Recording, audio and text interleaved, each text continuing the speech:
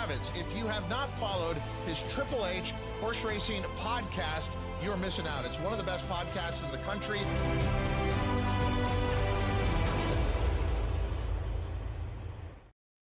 Hello and welcome to episode 435 of Picks and Ponies right here on the HHH Racing Podcast. I'm your proud host, Howard Kravitz. We are filming here live on a beautiful Friday afternoon, and this show that is live right now throughout the world is one of the most anticipated shows that we have throughout the year right here on the HHH Racing Podcast, as we're here to discuss the international runners for the 2025 Breeders' Cup. Thank you very much for joining us. Hit that subscribe button on the bottom right hand side of the screen, notification bell on the top right, and smash that like button below the video player. You can listen to us on Apple Podcasts, Spotify, and Anchor. You can follow us on X at HHH Racing Pod. We have so much to promote and so much else to talk about, but let me talk about the premise of the show. There are 60 international runners this year in the Breeders' Cup, and we got to talk about it. Are we going to talk about all 60? Most likely not, but we're going to talk about many of them, especially the main contenders, and also, as they like to say overseas, a few roughies, a few long shots that we need to mention to help you crush your bets on Breeders' Cup weekend next weekend. Of course, the pre-entries came out this past Wednesday. The draw will be Monday at 7 p.m. Eastern. Again, for those of you that are watching overseas, that's 7 o'clock at night, New York time on Monday. So it'll be a little bit late for many of you. Maybe you'll stay up and watch the draw.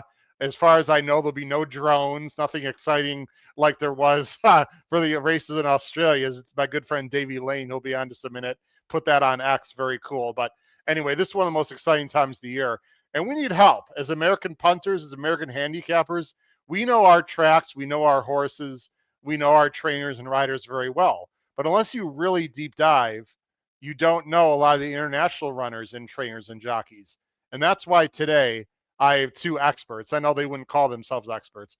I'll call them experts. Most importantly, they're going to help guide us through these European entrants. We're going to show past performances, some video replays.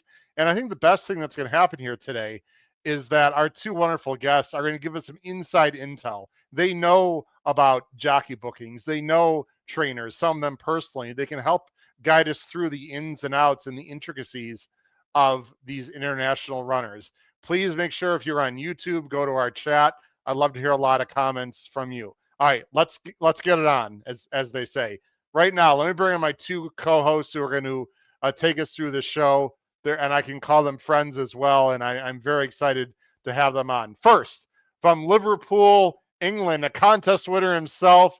He is the author of our international tip sheet. He's been on many times before. Fantastic guy, excellent handicapper, Mr. Davey Lane from Liverpool, England, and the host of the final Furlong podcast in Ireland, just a stone's throw away from Ballydoyle and Aidan O'Brien himself. He's been on this show several times. I've been on his podcast. He also will give us great intel. Let's bring him on from Ireland, Mr. Emmett Kennedy. Gentlemen, good evening to you. How are you guys doing? Good afternoon.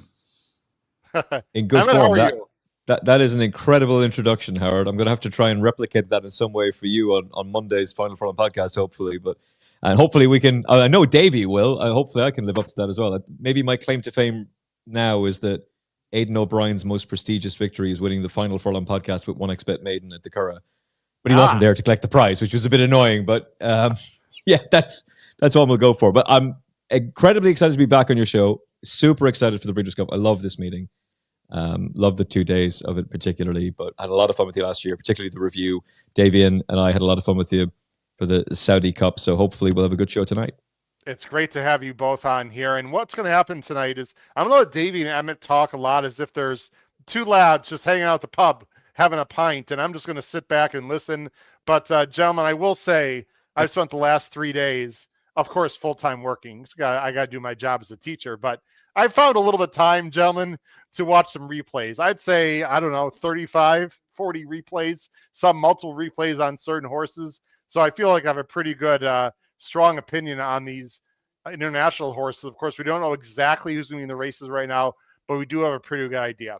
Gentlemen, we're going to go in order of the races chronologically, starting with Friday. We'll start with the 2-year-old races, and then we'll go into Saturday. I love to hear your thoughts on many of these horses. Again, gentlemen, do not feel free to talk about every horse, mainly some of your the horses you fancy the most in the market, and then maybe a roughie or two, maybe to use as an each way bet. And for those of you American listeners, if you don't understand what an each way bet, it's actually a win and show bet combined. So when we talk about each way bets, these are horses that we'd probably more likely to use underneath in your exactas, your trifectas, but also you'd have a little bit of win bet on them as well. Gentlemen, we're going to go first of all right to the Juvenile Turf Sprint. I'm going to go ahead and bring up the first horse that I'd like. Actually, let's go ahead and bring up the anti-post odds right now. Let's go ahead and do that first for the Juvenile Turf Sprint. And this is courtesy of At the Races. And you gentlemen can talk about what we're going to be seeing here on the screen as I'm going to go and bring up all the horses on the screen here in just a second here. Here are the top 6. Actually, here are all the odds right now. Bring them on the screen here in just a moment. These are current odds over in Europe. Now, gentlemen, as you know, these are not overly accurate necessarily. I'll let Davey, I'll let you talk about first. We've shown this before. Yeah.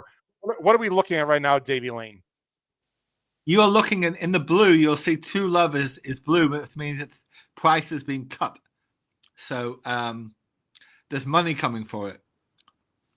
And that's with probably what is probably the best bookie on the block there, 365.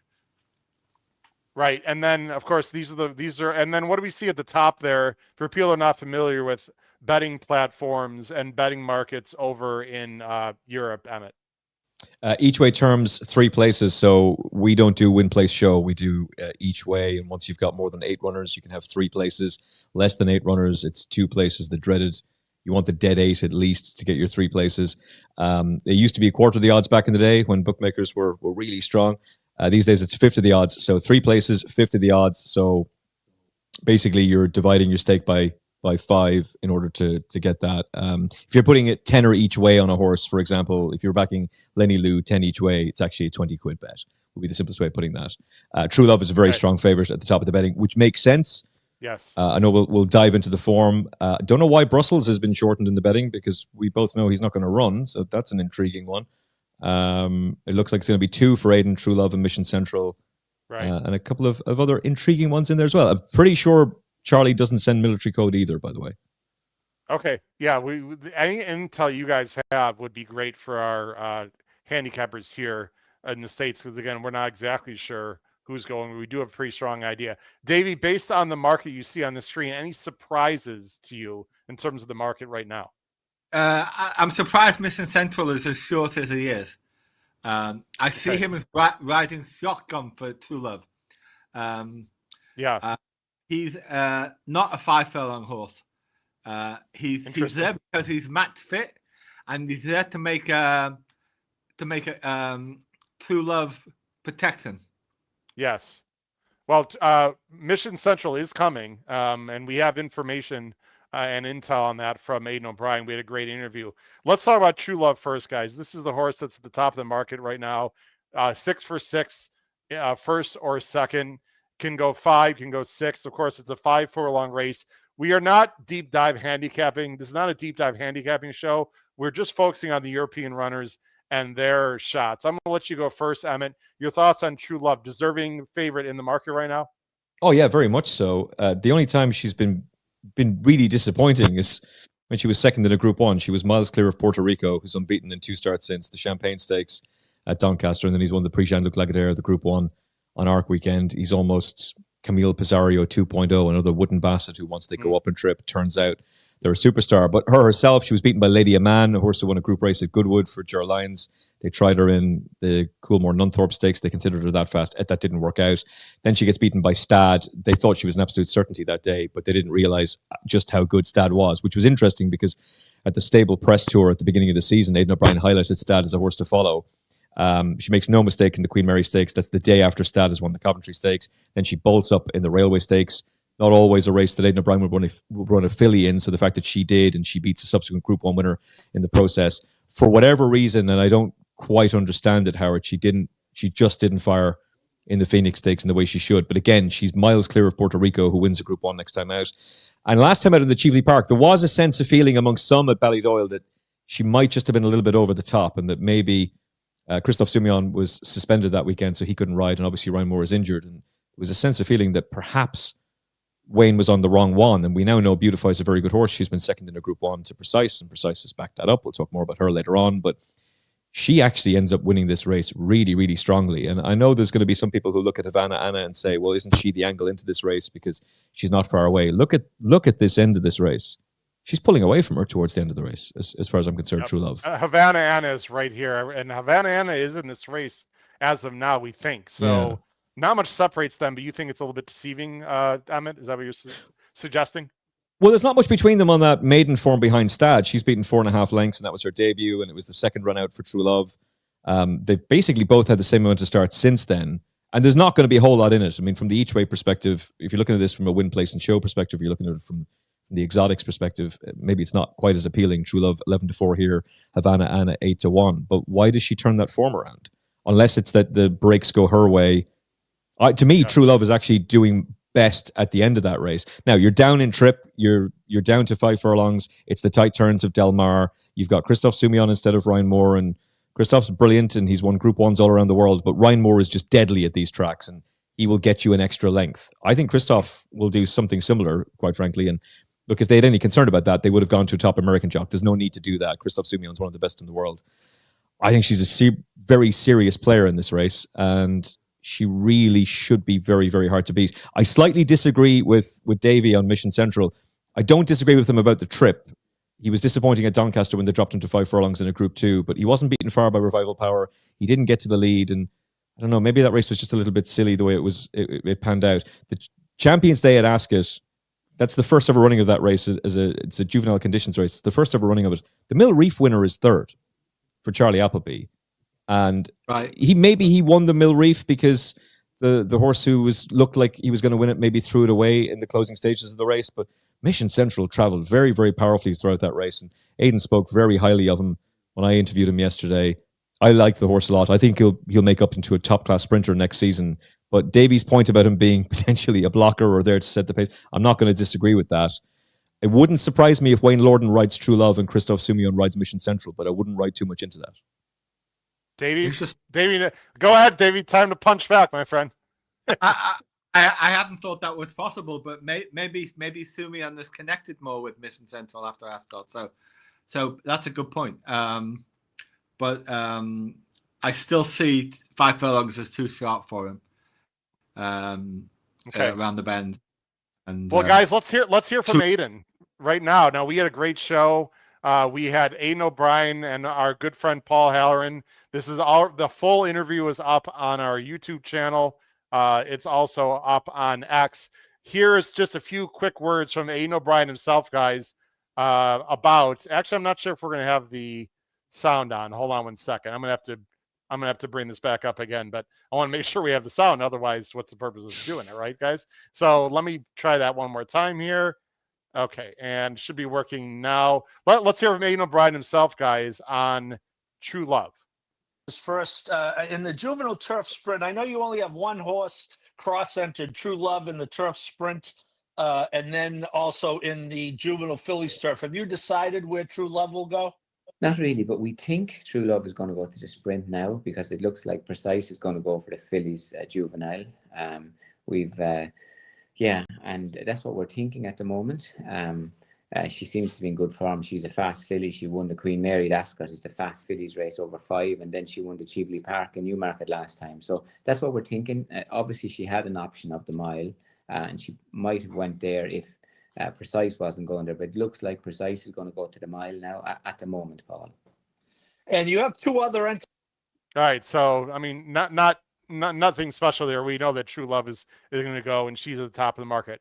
Guys, we have a lot of horses to talk about. Anyone else, either one of you, would like to mention that is most likely going to be in this Juvenile Turf Sprint from your neck of the woods? I'll just very quickly mention Aspect Island, who might very well come into this race as being underestimated for one reason or another. Really impressive in a nursery handicap, but Yarmouth won by 7.5 lengths, was recovered live talk too. And I wasn't at all surprised to see the horse place in the Group 3 the last day. Significantly, he was back 50 to 1 in the morning, down to 20 to 1. And he's not far off of Beckford's Folly and Brussels.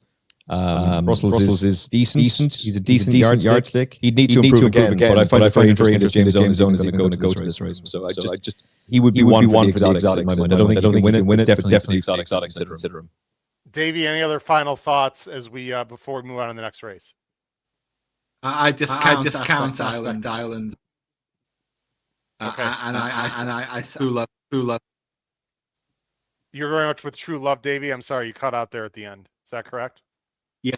Yes, I am. Yes, I am. All right. Now, I will say, guys, and we'll move on. Again, it's not a handicapping show. There's a lot of early speed from the Americans. Schwarzenegger is very fast for Wesley Ward. I have a feeling that someone's going to be coming from off the pace, and that would suit True Love just fine, right, Emmett? Because True Love can sit a few lengths off and stalk and pounce. So, but she needs the right draw, because if you draw wide at Del Mar or in a tight bend, that could be tricky too. Yeah, it could be hit a bomb all over again. You don't want to draw too far wide. Now again, assuming jockey, you don't. The margin for error is so tight. You don't want that kind of stuff going on. I don't think it matters where you position her. You can go forward, you can hold her up if you want. You wouldn't want to be holding her too far back, but I think she's just in these, Howard. I have massive respect for Wesley Ward, as I always would. But the more I look at this race, the more I'm starting to think actually 11 to 4 is very tempting about her. Oh, okay. Well, we shall see. I think it's going to be a pretty wide open market. Let's go to the next race. And guys, I'm very much looking forward to the next race we're going to talk about, the Juvenile Fillies Turf. And the reason is because, of course, last year we saw Lake Victoria. And I know a lot of people at home might be interested to hear about Aiden's opinion on Precise versus Lake Victoria. Well, guess what? We have audio. He's going to talk about it in a minute. But here's the market right now for the Juvenile Fillies Turf. Precise is a horse that us Americans, Davey and Emmett, are not overly familiar with, but boy, she looks really good. I've watched several replays. She could be anything. She's one of the favorites, if not the favorite, for the 1,000 guineas next year. And for those of you watching from the United States that don't know what the 1,000 guineas is, that's basically sort of our version or their version of the Kentucky Oaks. It's one of the preeminent early season classics for the 3-year-old fillies next year. So Precise is a serious animal that Aiden's bringing over. Davey, Precise is around evens or 6 to 5 right now in the markets in your neck of the woods. What say you about Precise, Davey? I bet him hard. Bet hard. At 6 to 4. So 6 to 4. Okay, so that's 3 to 2. So if Davey Lane is taking 3 to 2, Emmett Kennedy, and bet her hard, look out, everyone. Davey, what is it about this horse you like so much? It's Clue with. The True Love out of this race. Precise is ready for this. And it's a single band. All speed, all class, blows them away. Okay, sorry, Dave, you're going in and out a little bit, so I'm not suggesting you change the volume, but I'm sorry. I'm gonna come in and out. Okay. I'm gonna lead the studio. You're coming in and out a little bit, so I don't know if you can change anything on your end, but let me just take you off screen for a minute, Davey, and see if you can fix that. Just 1 second there. I'm at Precise. We're going to show a replay. She's been very good in every start. There's really nothing to say negatively. My only slight concern is that she's not been around a bend left-handed, but that never seems to be a problem with Aiden's horses. No, it doesn't. They're incredibly well prepped. There might be a little feedback on my mic as well. For some reason. I'm not sure why that is, but we'll technical difficulties. Well, okay. There's a bit of feedback in my ear. I'm not sure why. Actually, hold on 1 second. You're actually on twice on the screen. Do you see that? Yeah. Can you take off the other one? Can you disconnect on the other your other one without disconnecting yours? We don't want that to happen. Wait. Well, I might be able to do it, but I don't want to take it. Here we go. How about that? There we go. Okay. I think, let me see. We have Davey. Okay, Davey, give me a thumbs up if you can hear us. Again, we're live, everyone, so let's try again. Davey, go ahead about Precise. Yeah, it's the best torso Brian. In maybe ever. Yeah, you're still cutting in and out, Davey. I'm going to take you off screen. We'll get you on. We'll see if you can figure it out. Sorry about that, everyone. Again, we're live here. Again, I see no concerns with this horse. Did Davey say this is the best horse that Aiden's brought over ever? Maybe 2-year-olds is what he meant, but this horse is just as good as Lake Victoria, apparently, Emmett. Yeah, I would say that's absolutely 100% right. I think Davey's, from what I could hear, Davey's saying I agree with him. We were saying last year that Lake Victoria is probably the best juvenile that Brian's ever sent to the Breeders' Cup, which is saying an awful lot considering Johannesburg was an absolute monster, and we know what she went on to do. Precise is potentially just as good. Aidan O'Brien's best ever filly, and he's trained some incredible fillies over the years. Alexandrova, Big Fawn. Minding is a 7-time barometer, and straight after she wins the Fillies Mile, she's better than Minding. And Minding went on to win the Fillies Mile and the 1,000 Guineas and 7 Group 1s by the time she wraps up her career. And why wouldn't he say that? She's beaten on debut at Ferry House, but no mistakes since. 4 consecutive wins. They sent her over to win a Group 3. Sir Mark Prescott thought that Moon Target was an absolute certainty for that race. He was crestfallen when Precise beat her.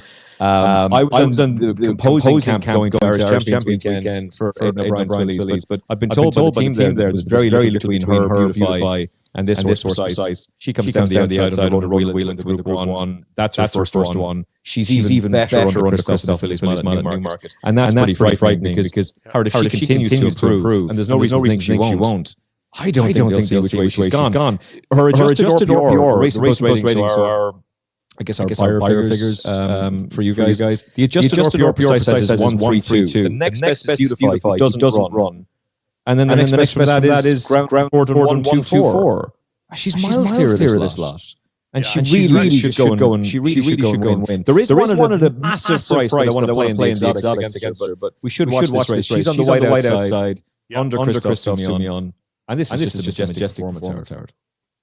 Yeah, this is the first time going a mile. And Newmarket is tricky, right? I mean, for those Americans who don't know, there's undulations, etc. Even though it is, there are no turns, but it's a straight. But look, I mean, she switches leads well. She looks like she wants even more ground, perhaps. So I don't even know if the mile. I mean, look at this. She's just pulling away. These are pretty good animals in behind. I mean, if she gets the right trip, she just looks very, very tough here. In hand at the end. She's easy down, Howard. Easy down winning the Group 1 Fillies Mile. It's just outrageous stuff. And by the way, Christoph Simeon is of the opinion that Diamond Necklace is a better horse. It's going to be very interesting to see. And I'll mention Diamond Necklace because the horse was a massive price race that I think is very interesting. Valentina for Donegal O'Brien. He's obviously done brilliantly. He's done brilliantly as a trainer, quite frankly. Fancy Blue won 2 Group 1s for Fortuna. Was an absolute superstar. Real shame she got injured this season. She would have been a massive player as a 4-year-old. But she placed the 2 Breeders' Cups.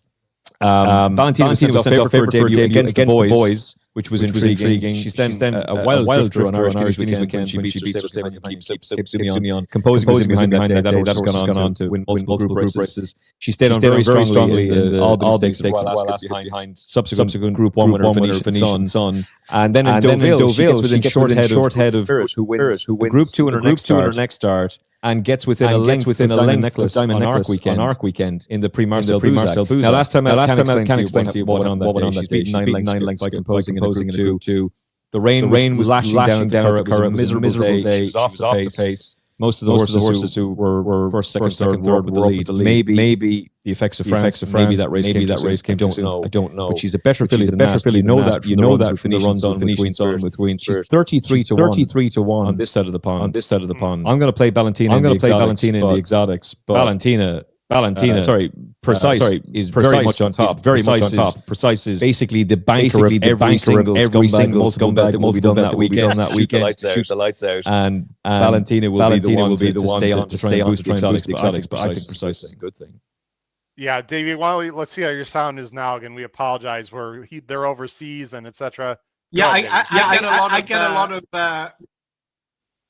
of feedback when Emmett speaks. I hear him twice. So okay, that's fit. Maybe I'll just stay back. No, we fixed that, Davey. You sound better now, and actually, you shouldn't hear feedback anymore. We fixed that. Okay. So let's try it. Okay. Okay, so you really quick, we'll move on, guys. But you said Precise is the best 2-year-old that Aiden's brought over, or the best horse he's ever brought over, Davey? Which one? Yeah. I think it's potentially better than Lake Victoria. Wow. Yeah. Okay. I'm pretty confident. But I will play Queen of Hawaii. Joseph. You like Queen of Hawaii a little bit, you said? Kingman filly. Yes, for Joseph Yeah, O'Brien. for the exotics, for trifectas. Yeah. Okay. Is there anything in particular you like about her, Davey? In form. I think she'll get. I mean, she's by Kingman. I think she'll get. I mean, just and the last 2 races she's in winning form, and you have to respect Joseph's form at the moment. As Emmett will know, Joseph O'Brien in the last month has been on fire, right?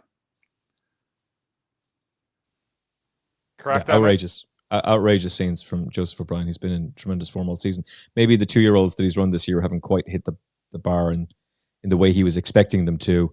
But Andab's a really good horse, for example, and Ballantina's got form with Andab. He won a listed race at Dundalk the other day.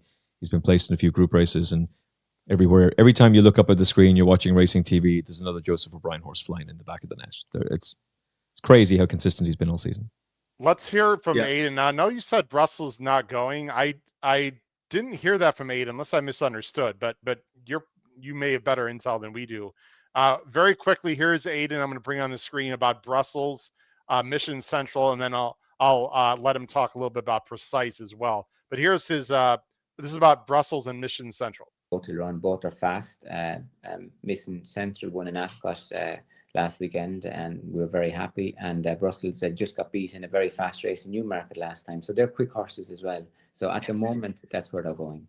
I wanted to touch on that. How much of a factor is only having 2 weeks with the horses who ran on Champions Day? Yeah, sure. Obviously, if they come out of the race as well, and if their last runs are on fast ground, it's very doable. With those type of horses, especially when the distances are short that they're running over, and if they're well conditioned through the year and they're able to take their last run, obviously they have to travel, and that all has to go well.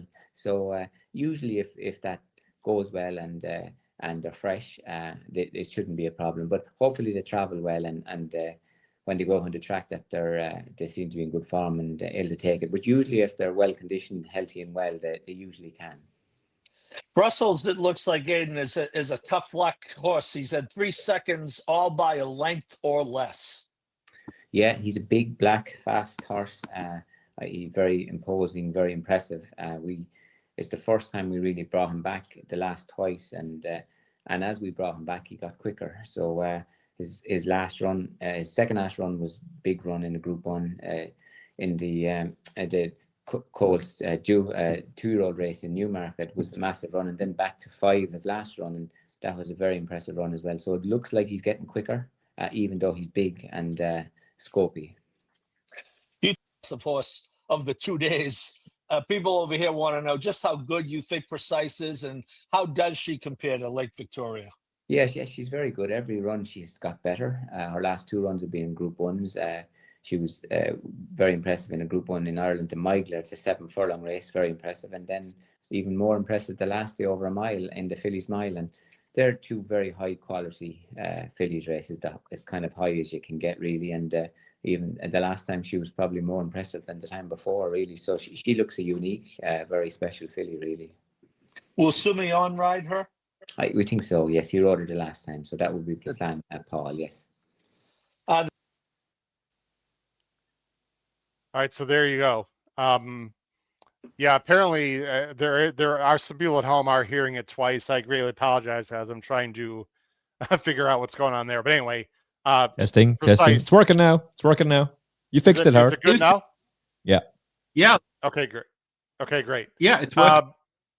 Okay, good. So I apologize to everyone at home. All right, let's move on, guys. Let's go. We'll be here forever otherwise. Okay, looks like someone, one of my younger guys, had fixed it. It looks like, so I think we'll be okay for now. Let's go on to the next race I want to talk about, guys, which is the Juvenile Turf.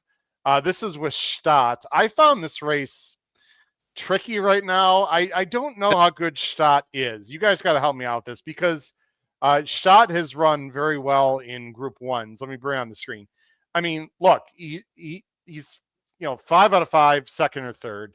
Has 3 seconds in the last 3 races, but those are frickin' Group 1s, the Prix Mornay, the O'Brien National, the Dewhurst. I mean, it's not as if he's losing the bad horses, but my thing here is, guys, he's going to be the favorite. I don't have the sense that he's very nimble. He's a little bit green.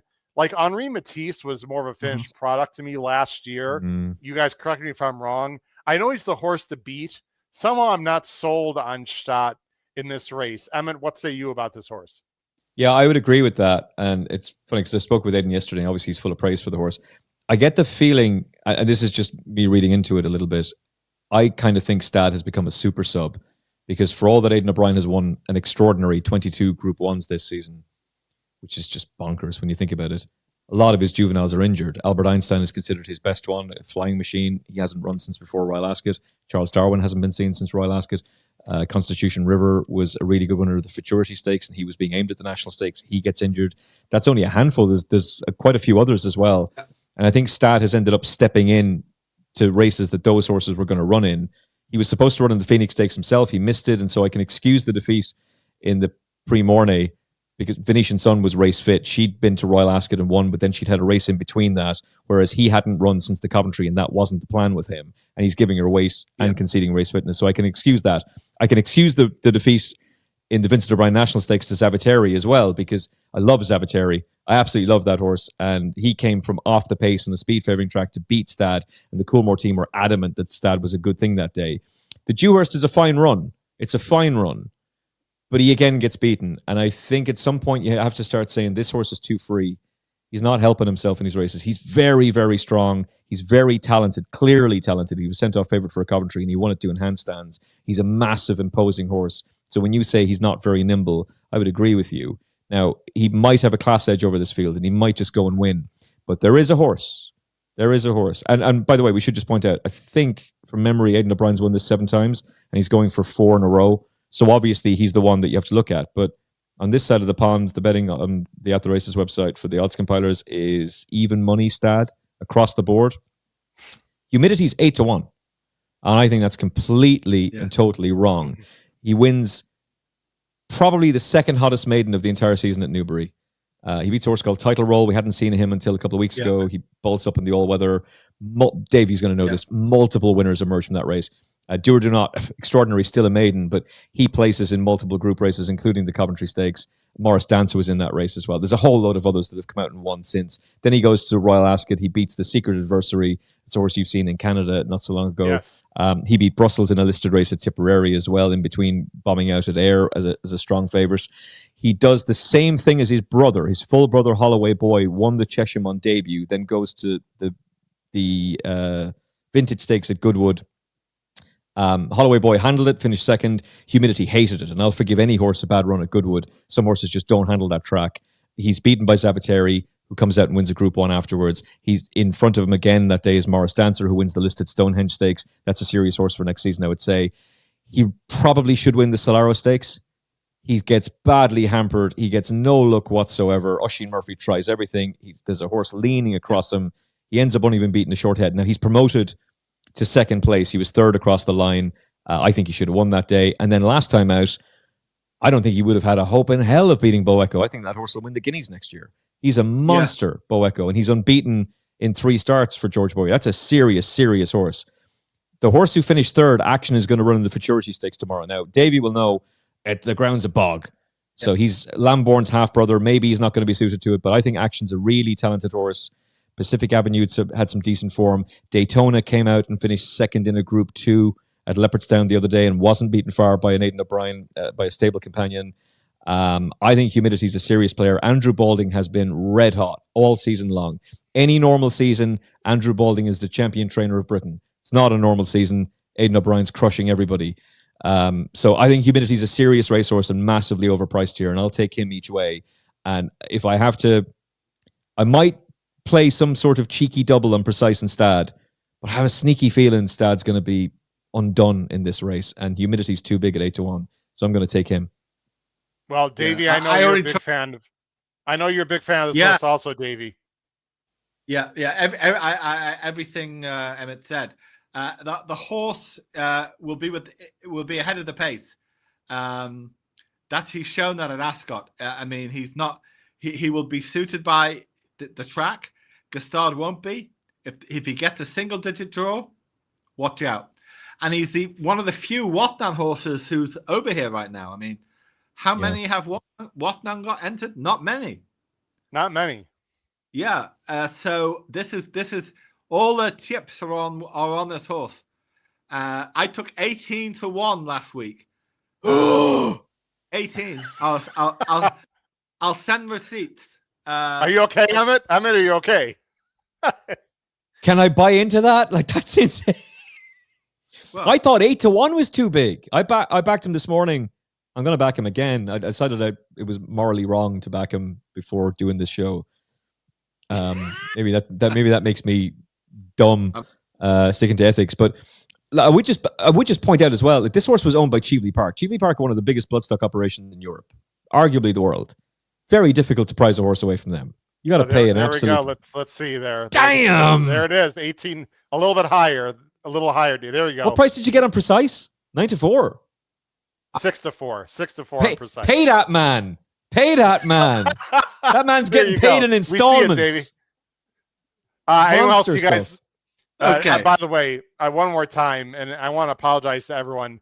Everything sounded fine to me. It's hard for me to look at all the comments in my phone. I got a lot going on here, so I hope if you've left the show, I hope you've come back.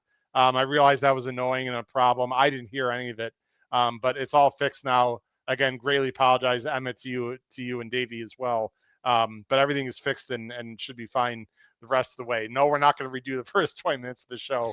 Hopefully people will just stick around. But anyway, we can do a brief recap at the end if you want. I'll just very quickly add, it would have cost Watman. We don't know how much they paid because it's a private purchase, but it would have cost them a fortune to prize this horse away from Cheveley Park. They're not stuck for a few quid.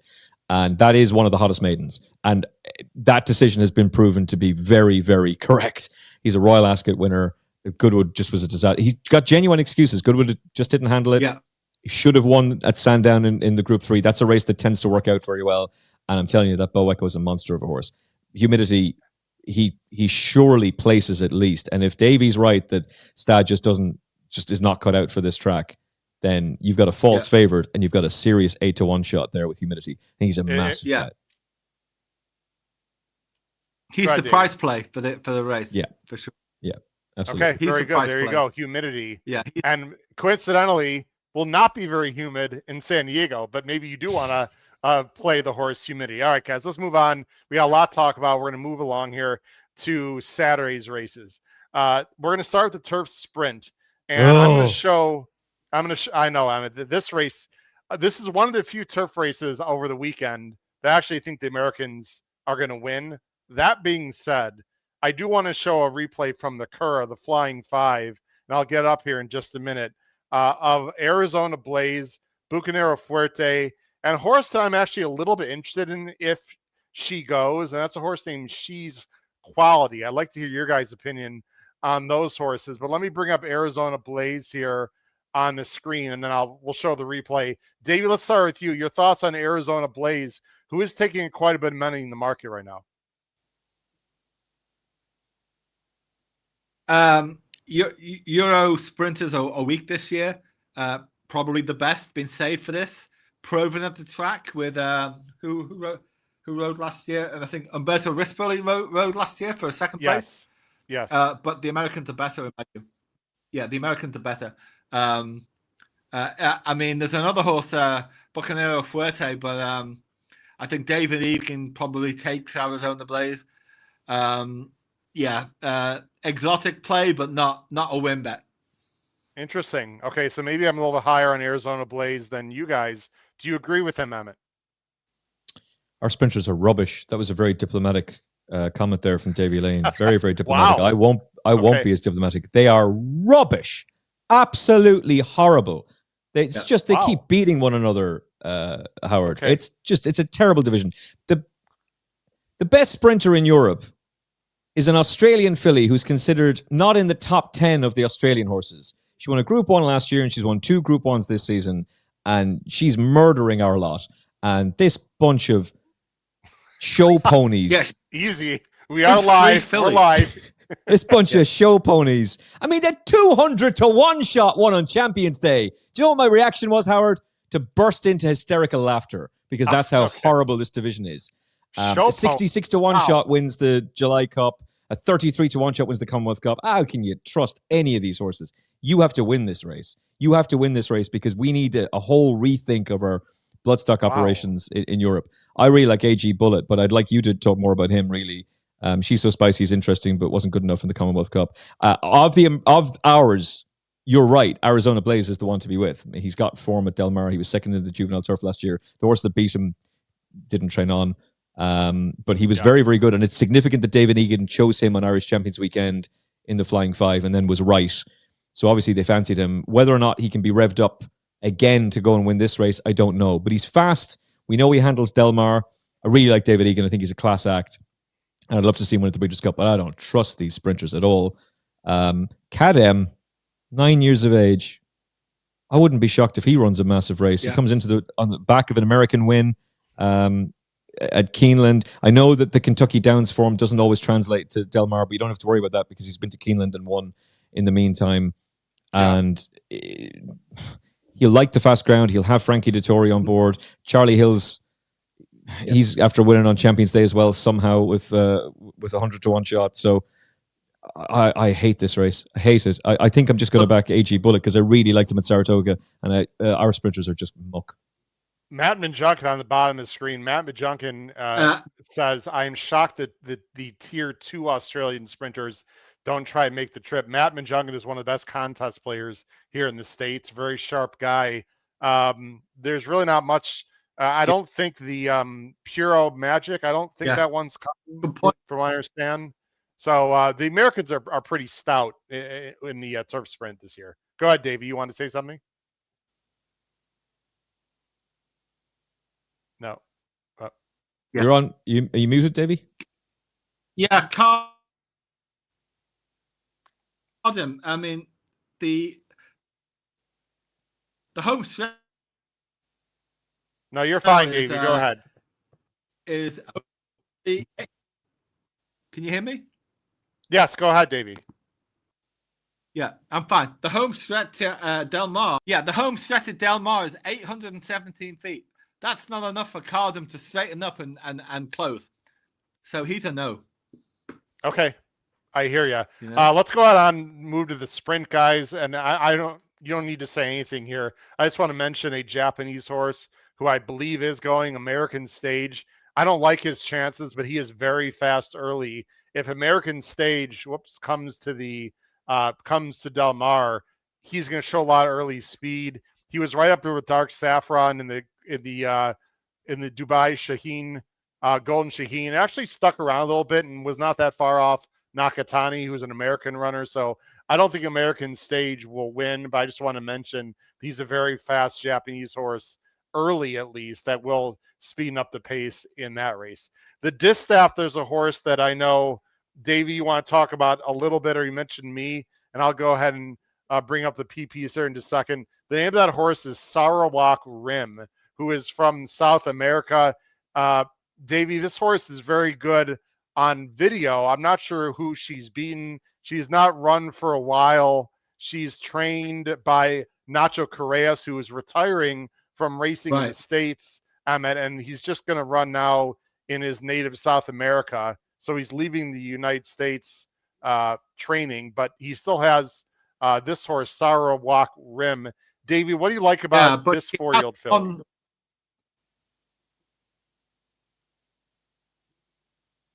Fantastic in all the photographs I've seen of her in the last few weeks. Dappled out, looking great. Great workout at Keeneland about 3 or 4 days ago. Looks very healthy on the track at Del Mar this morning. I know we're just talking about turf runners, But it is important to note, as it's a global world championship, that you have got an Argentine Group 1 winner, and you've also got a South African Group 1 winner, which we'll get to later in the show, One Stripe. So it's important to make sure it's not just about Americans versus Euros. It's got a bit more than that. Emmett, do you have any intel at all? I know it's not a European horse, but we know Nacho Correas. I'm assuming you're somewhat familiar with him. Very talented veteran trainer, and this horse has been training over at Keeneland. I've watched some videos, but she's got to face a very tough horse called Seismic Beauty. We're not going to get into details. Do you have any intel or thoughts on Sarawak Rim at all? I've watched a lot of Saratoga this summer. I have absolutely no clue about this race. Okay. I'll need to see the workout tabs before we... Okay, yeah, the horse hasn't even run at Saratoga. So, all right, let's go and move on. Guys, there are 3 more races to talk about. What? Go ahead, Davey. Oh, sorry.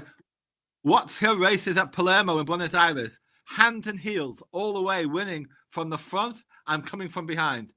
Very, very strong horse. A great bomb opportunity. Okay, no problem. Just 2 things I want to mention very quickly, and then we'll move on. And again, I feel awful about the first 20 minutes. There's nothing we can do about it. Live podcasting. First of all, Dave, there's a delay with Davey. He's not muted, ladies and gentlemen. There's just a delay for some reason, a little bit. Number 1. Number 2, a few people are mentioning in the chat, Davey, so I'll just say it. He's a little bit of a medical condition which causes a lisp. We can hear him just fine. Davey, you're doing just fine. But I just want to let people know because they've heard you for years. They're wondering if you're okay. Someone asked if you bit your tongue. No. Davey has a bit of a medical condition that causes a lisp at night. But Davey, you're okay, right? You want to confirm you're okay? Yeah. Yeah.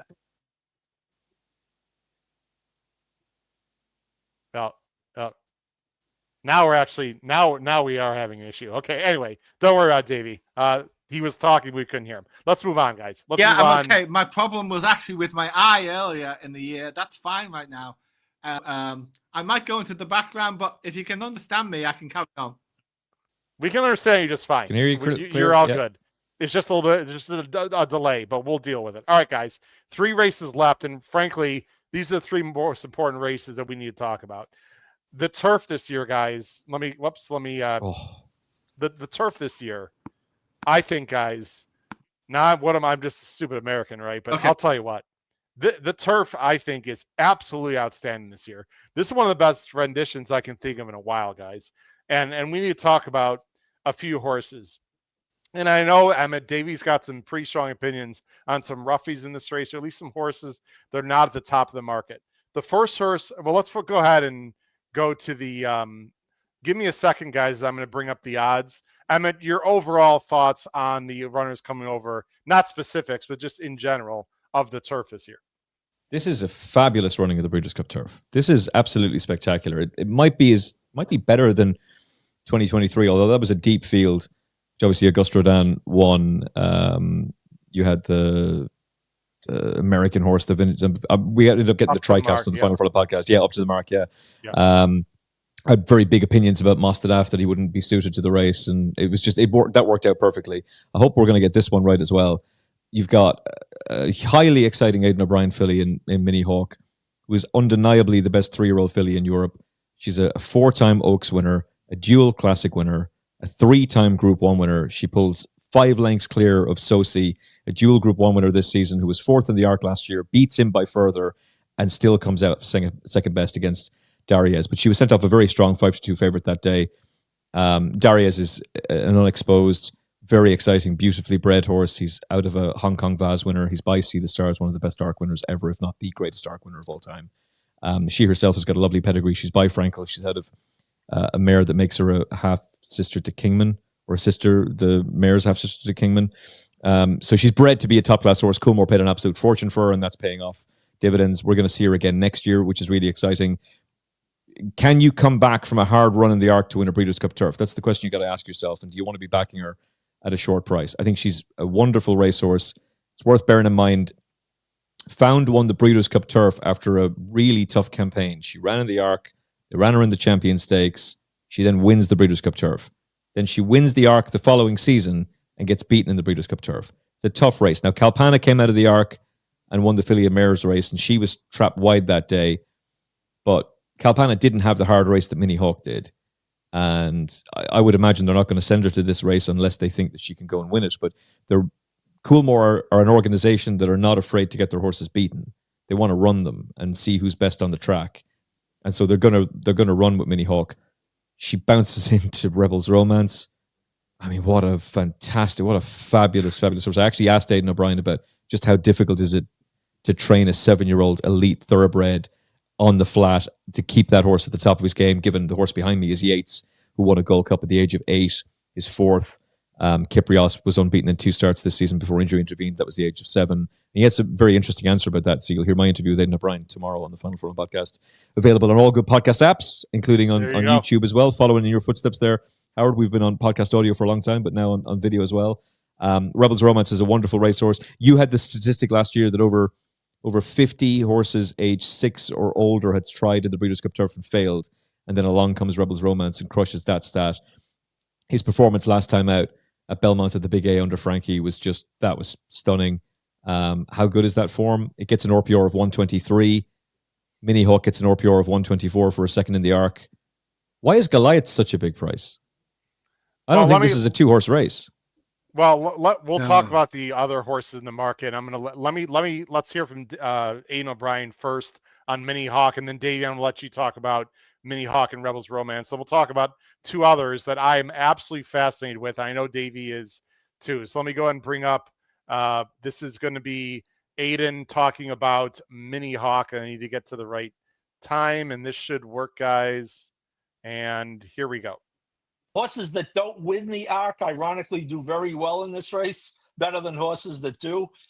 Tell us about the decision to send a 3-year-old filly over to run in this race. Yeah, I think it would have been always on the lads' agenda if she was well to go. They love the race. They love the Breeders' Cup, and she's a lovely filly. She's a beautiful mover. She's tactically, has plenty pace. She loves fast ground. She's nimble. And I suppose if everything looked well from her last run, the lads would have always wanted her to go. And I think it was always on our programme. It's like I say, it's very prestigious. It's against the older horses again. And her last run was a great run. So, yeah, hopefully if everything is well and she travels well, and like we're looking forward to it.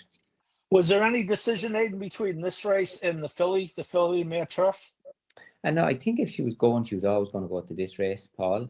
Yeah, so I think that was always the plan, kind of, no matter what we had for the Fillies and Mares Turf, really. Okay, no echo, correct? I think I fixed everything. I think you guys hear me fine. All good. I didn't realize I had to press the certain button. Anyway, okay, great. Minnie Hawk. We're gonna move on, guys. But I was gonna show the Arc, but. Did she move a little bit early? I don't know, but I mean, she was really good in that race. The top 2 Emmett were 3-4 clear, and she's very good. Davey, your quick thoughts on Minnie Hawk, and I know the flat track bully, Rebel's Romance, as Davey calls him. What?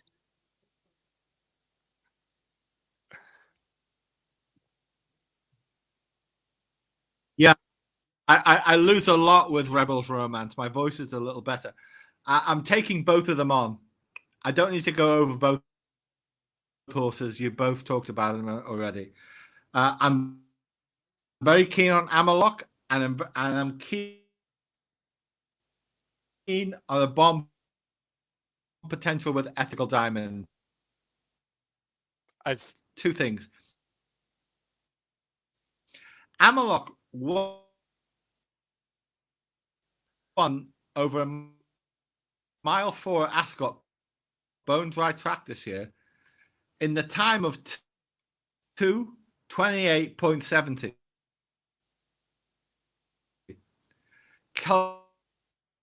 Calandigan won on the same track, bone dry, in the King George, 2:29.74. Amalok is fast. Amalok is being set. Okay, hey Davey, I know Davey. Here's what we're gonna do, Davey. There's a delay. Hello? That's not the issue, but you're really cutting in on a lot. I'm gonna have to take you off the screen, Davey. Why don't you go to our chat? Go to the chat, Davey, and comment as much as possible, because I think your opinions are very strong, and I hate to not have you as part of the show. So go ahead to the chat. I'm gonna shift Davey over to the chat, Emmett, and he'll comment from there. But what he was basically saying, if everyone heard, is he was comparing the time between Amalok and another race, and Amalok ran faster. This horse, Amalok, I don't know if you like this comparison or not, Emmett. I really deep dove into this race, and this horse reminds me a little bit of Yabir. Yabir won in 2021, remember, was a 3-year-old. I know that was Appleby, but it was an improving 3-year-old who had a long stride, and Yabir won the 2021 Breeders' Cup at Turf. Now, who did Yabir beat? That field was not as good, Emmett, sorry, as this field. Yabir beat Tarnawa, who's the favorite that year, Tiona, Sisfahan, Broom, etc. These horses are much better this year, but Amalok, there's no worries with the distance. He can be forward. He is an improving 3-year-old for Ralph Beckett, who's very sharp. I don't know who's going to be riding, but if Ross Orion comes over to ride, I think this is a fascinating runner. And did I see, was it 50? Let's see, I saw 15-1 is way too big on this horse right now. Yeah, you can get.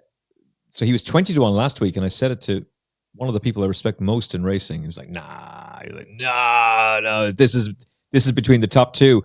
I don't agree. I agree with Davey, and I agree with you. I think he's very interesting. There's a potential complication in this race because Minnie Hawk likes to be handy.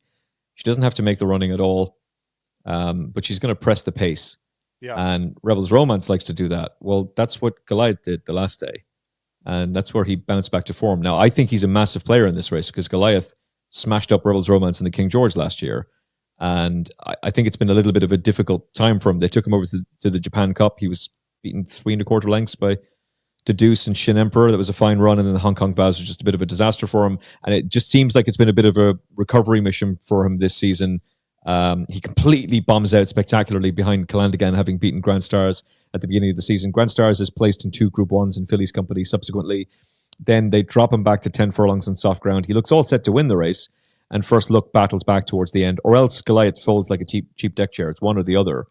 But that was over 10 furlongs on soft ground. Maybe he just needed it. First Look has won a race on Arc Weekend, a Group 2. And then last time out at Baden-Baden, he wins a Group 1 in Germany. It's a race that was won by Gayath. Torquato Tasso won that race as well. It's good horses have won that race. Significantly, for the purposes of this, he beats Dubai Honor. Dubai Honor is a really solid yardstick. And he was second in a Group 2 in France the other day, splitting 2 very exciting horses for next season. Yellow Jersey for Andre Fabre, ridden by Oisin Murphy. He ran a cracker. But the horse who won the race, Convergent, super exciting horse. Probably should have won the German Derby, really should have won it. Very impressive in Irish Champions Weekend in a Group 3 over 12 furlongs. Bolted up that day at Leopardstown. Now he's a Group 2 winner. I spoke to his owners. The first thing I said to them on Irish Champions Weekend, when he just won the day before at Leopardstown at the Curragh, was, would you consider the Breeders' Cup Turf? And they instantly ruled it out. No, the target was always France. But that's a horse I think you'll see next season. So I think Goliath's form is really good. And on Racing Post ratings, Minnie Hawk is top rated, understandably, on 140. Goliath 138, Rebels Romance 137. So look, we know everything about Minnie Hawk. We know everything about Rebels Romance. Those two could just fight this out. But Goliath's an interesting player. What if they end up taking each other on too much on the pace? That's going to set it up for a horse like Ethical Diamond, who's really, really interesting. I mean, this is a national hunt horse. This is a hurdler. Yes. Who's suddenly has been reinvented as a top-class flat horse. Bolts up at Royal Ascot, sent off a well-backed favourite that day, Howard, 3-1. Ryan Moore was booked. He gets the job done for Willie Mullins is a genius. He's a brilliant national hunt trainer, but he's very, very talented on the flat as well. He's a Group 1 winning trainer in the flat. He's won multiple big races around the world. Last time out, he wins at York. That's the Ebor handicap. It's the most valuable handicap in Europe. This form is way off what Minnie Hawk and Rebels Romance are capable of, but he did it really well. Understandably, people were thinking Melbourne Cup. He wouldn't pass the veterinary tests that they have over there. That would be a slight concern for me. Did the Delmar veterinary team hear that? Are they going to be keeping a close eye on this guy? And are they going to find some reason? They will be, unfortunately. Are they going to find some reason to scratch him? Hopefully they don't. He's really interesting, though, as well. But I've come around to Goliath. I think he's too big a price. I hope Rebels Romance wins this. I really hope Rebels Romance wins it. I think he's about the right price. Minnie Hawk's too short. If she goes and wins it, well done. I'm probably going to play Rebels Romance Goliath in an exotic, but wouldn't be at all shocked if Amalok is the one that picks it up. I didn't know about the time stat that Davey had there. I find that interesting. I would say Ross Orion is a brilliant jockey. I thought he gave him a bad ride in the Irish St. Leger. I thought he hit the front way too soon. Now, the horse who beat him is favourite for the Melbourne Cup, and he might win it, Al Rifa. Al Rifa was beaten by Rebels Romance earlier in the season, so on a straight line through him, how does Amalok beat Rebels Romance? But it's never that simple. He's a 3-year-old. He's unexposed. He's going to like the fast ground. He should handle Delmar, and Rafe Beckett won at the Breeders' Cup a year ago. Hasn't been a great season for Rafe Beckett. Just hasn't been. His Group 1 win came with a fluke in Kirat, a horse we'll talk about a little bit later on. But I think it would be very, very foolish to underestimate what Amalok is capable of. This is the Davey. Go ahead and try talking again, Davey. Yeah. Go ahead, Davey. Yeah. Hold on. Okay, this is Ethical Diamond, ladies and gentlemen. That is in the white cap with the pink. I don't know if you guys can see on the left side of the screen. This was a fantastic ride, by the way. But I'll tell you what, he exploded late. What, Davey? Can you hear us? Yes, I can. Can you hear me?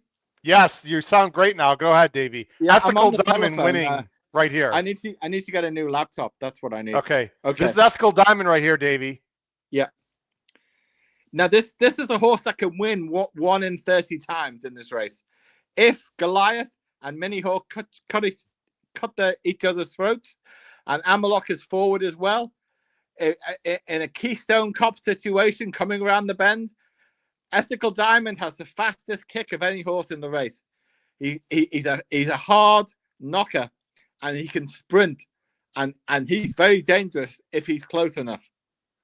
That's my only concern, Emmett. Is does he have the kick? Because he was hurdling, and he's gone this distance. But I almost wish it was further. But if they do hook it up early a little bit, or they go for it on the turn, Ethical Diamond's going to make a run. I think this is an excellent each way play. And you know what, Emmett? I'm going to throw him in my horizontals on top as a possible bomb here too. I think he's absolutely fascinating, at least underneath. Yeah, I think a few people are going to talk up Rashabar, and that's probably more to do with the fact that he's trained by Brian Mean, who's won the race twice.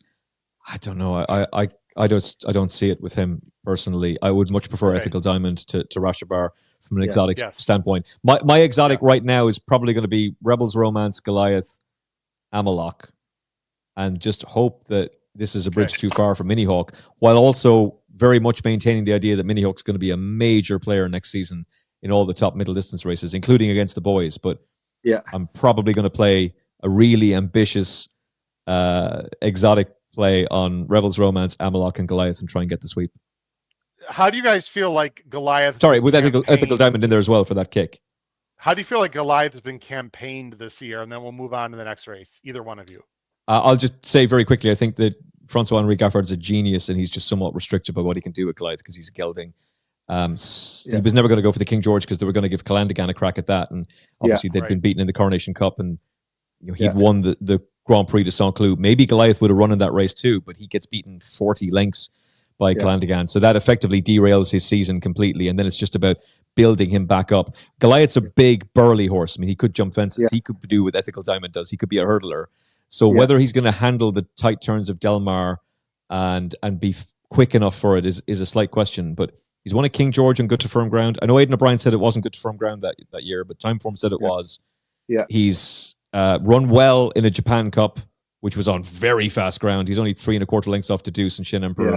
And at their best, they're two very, very good horses. Like they would be, if they're not bleeding, they would be serious players in this race, for example. And I think that performance against Dubai Honor last time out should be marked up. Yeah, but the track's Jer Mooney, Davey said Ethical Diamond will never have faced anything like the pace this will be run at. Another commenter says Ethical Diamond probably finish just in time for next year's Breeders' Cup. Ouch! The horse simply isn't good enough. Davey, what is it about Ethical Diamond that gives you more confidence than people in the chat? Oh, only the fact that Goliath will go. Goliath will go from the start. So will Mini Hawk, so will Amalok, and they can cut each other's throats. And they may be out of gas in the last half of furlong, and that's the 1 in 30 or 1 in 50 chance. I'm not saying it's something I'm betting a lot. That gives Ethical Diamonds a squeak if they cut each other's throats. Okay. Well, that is the one thing, Emmett. We're going to move on, guys, to the next race. That is one thing about this race that's interesting. I think a lot of Americans, Emmett, have this sort of impression that all the Euros are dead closers. They're all going to be held up, as you guys like to say, and come from deep pack. I mean, Mini Hawk likes to be a little bit forward. Amlock likes to be a little bit forward. Rebels Romance is not going to be that far off. I do see a scenario. I'm not sure Ethical Diamond can win, but I do see a scenario in which Davey is expressing that they may go a little bit hot up front more than we think, and they're all going to try to get first run on each other and maybe set it up the way Year Beer won in 2021. Yeah, for sure. It is also just worth pointing out that if we're talking about this, then the jockeys know about it too. Yeah. And sometimes the jockeys look at the pace map, and you can see that we get the pace form, the pro form and the time form pace maps. Well, if we have access to it, so do the jockeys. And they go, I'm going to change plan here. And so a horse that you're expecting to be on the lead doesn't quite do that. I also really want to know who's going to ride Ethical Diamond, because there's no Ryan Moore. William Buick's going to be on Rebels Romance. You need a good jockey on his back. But look, if there's a pace collapse, he may very well be the one to... by the way, I could be completely wrong about Rashabar. Rashabar's got some pretty decent form to his name. He was second in the Prix Lagardère to a horse who was going to win the French Derby. But I just see him more as an exotic play than anything else. And I would prefer Amalok, who I think is interesting dropping in trip. I just much prefer Goliath because I think he's massively overpriced on this side of the pond. You're getting 10-1. Heart says Rebels Romance. Head says Goliath. Amalok and Ethical Diamond are two very interesting horses. Willie Mullins will choose the best turf rider at Del Mar. I would guess he will go with someone like Hector Berrios or someone like this. Really. Because Willie Mullins, when he goes to Australia, he chooses the best Australian. Yeah. And I think that's the way he'll do it. And they'll be queuing up to ride for him as well. Everybody knows what a great trainer Willie Mullins is. Yeah. And if you're wondering at home, what about the Americans? The Americans have no chance. Gold Phoenix is the best American, and if he finishes fifth, that'd be amazing. I'm just going to leave it at that. All right, guys, let's move on. The mile. We've seen superstars in this race over the years. I don't think we see one this year. I'm not sure this mile is as good as it was last year when we had more than looks. And Noodle Speech is back when we had more than looks. Johannes is also back. But I don't think the Europeans are quite as strong as they were last year. Let's see how my experts talk about the mile. Here's the market right now. You have Notable Speech around 2-1, 5-2, depending on which book you want. The line in winter for O'Brien. I do have some comments from him about that one, somewhere in the 5, 6, 7 range. And then my top pick as of right now, we have to see what the draw is. Salon to me is absolutely fascinating in this race. Davey, your thoughts on the mile? I mean, it'll depend on the draw, but the line in winter, Salon, Jonquil, I can't split them. They're all going to be very, very close. I'd be taking on Notable Speech. And I would have another bomb possibility in the South African One Stripe, who's 50-1 right now. They skipped the two most important Group 1 races in South Africa to put him away to come here specifically. They skipped the Cape Met and they skipped the Durban July. And this is the best horse to come out of South Africa since Variety Club and JJ the Jet Plane. This is not a journeyman South African. And he closed very, very sneaky race at Woodbine Mile with Johnny Velasquez on to finish fifth. I think he's a live bomb, the South African horse. But Davey, let me interrupt you a second. I will say this. In the Woodbine race, Emmett, first of all, it was a long layoff. He didn't break rate. He was rushed up. Then he was forced wide when a lot of these horses were not used to the tight turn that they were running at Woodbine. This last race is almost a toss. So whether you like One Stripe or not, we can have that argument. But let me just say the replay was not great on One Stripe, and he clearly, Davey, needed that start to me, and he didn't get a great trip either. Right. But I think he was given the trip by Velasquez on purpose. I think Velasquez held him up. Teaching him. Okay. Let's talk about Notable Speech, Emmett. Or you actually, I'll let you talk for a few minutes here. Let's go back to the market. Are you in favor of Notable Speech in the line in winter right now? Well, I told you Notable Speech was an absolute stone cold certainty for the Woodbine Mile. You and did. at the time he was even money, and I like him even less now. My God. Less? You said you like him less now. Is that what Oh you said? yeah. I don't Wow. rate him. I don't like him, and I don't rate him. I think the form from last season is terrible. He wins the 2000 Guineas, and I think he does it. He wins that because he's race fit. He had 3 runs on the all-weather. It's highly unusual. That doesn't, like, you guys, you have the Kentucky Derby the same day we have the 2000 Guineas. Your prep is so much different to ours. You have horses running in actual Derby preps. That's not what we do. There's 2 recognized Guineas trials. There's the Craven and there's the Greenham. That's it. And most horses skip them. They go straight there, race fit, and that's what Rosalien did. He gets beaten by Notable Speech. Rosalien's the better horse, and Rosalien is incredibly frustrating. Incredibly frustrating. And he's been beaten in every single Group 1 he's contested this season. Notable Speech, I don't think they know what they're doing with him. They supplemented him for a July Cup. Charlie Appleby's got a brilliant record at Newmarket. Disaster. Gets beaten 2 1/4 lengths, to be fair, but the sprinters, I've already said, are rubbish. So if you can't beat them, I don't know what's going on. I'm not complaining about the French race. I'm not complaining about it at all. And this is a shameless aftertime. But I tipped Diego Velasquez at 20-1 on the Final Furlong podcast. Now, I needed him to pop up that day at 20s, Howard, because I tipped him on your show for the Queen Anne at 14s, and he bombed out spectacularly. And you know what? I strongly disliked Diego Velasquez when I saw him in person at Keelan. I was absolutely right about it. And now he's retired. I will say, no disrespect, because tipping Diego Velasquez out of that win in France was amazing. Let's be honest, man. He got a little lucky. Notable Speech closed like a complete monster in that race, and probably should have won the race. However, they don't care about that when you go to the windows, right, my friend? Yeah, exactly. Listen, once you're getting paid, player, no one cares. And the problem is that's the story of Notable Speech's career. It's like, the next day he'll do it. It was the same excuse in the Lock-Inge. I don't know what your excuse is for his defeat in the Queen Anne. There isn't one really. I don't know what they're thinking in the July Cup. Okay. He did run well in last year's Breeders' Cup. I mean, he did, Howard, but he was a 3-year-old and he couldn't win it then. How's he going to win it now? No, thanks. I'm going to take him on it. All right, so our Euro experts are very much against Notable Speech. That's look, take it or leave it, ladies and gentlemen. You can do whatever. It's your money. When you place that money down, it's not their opinion. It's your opinion. That's very interesting. Let's talk about the line in winter. Now, I'm going to show some Aiden audio, guys, in just a second. I've gone back and forth with him. I know we're not handicapping the whole race, but let me tell you guys up front, on paper, there's not a lot of early gas or petrol in this race. And because of that, I'm actually more for the line in winter as of right now, especially if he gets an inside draw. Davey, your thoughts on this Aiden O'Brien trained horse? Yeah, I mean, this is coming into its own. The horse had ringworm earlier in the year. It wasn't well. I mean, this was a hot favorite for all those early season classics. The horse is live right now. And looking at your interview with Aiden O'Brien, I think he was shocked that the line in winter didn't win at Ascot. I think they had him lined up for that. And the gelding that beat him was, 100 to 1 shot. So I think they've got the horse right, and he's very live. And I can't split the line in winter, Starland and Jonquil. And whoever gets the best draw probably wins the race. That's between those 3 with one stripe as a bum. Okay, your thoughts on the line in winter, Emmett? A horse you know very well. He's right down the street from you, basically.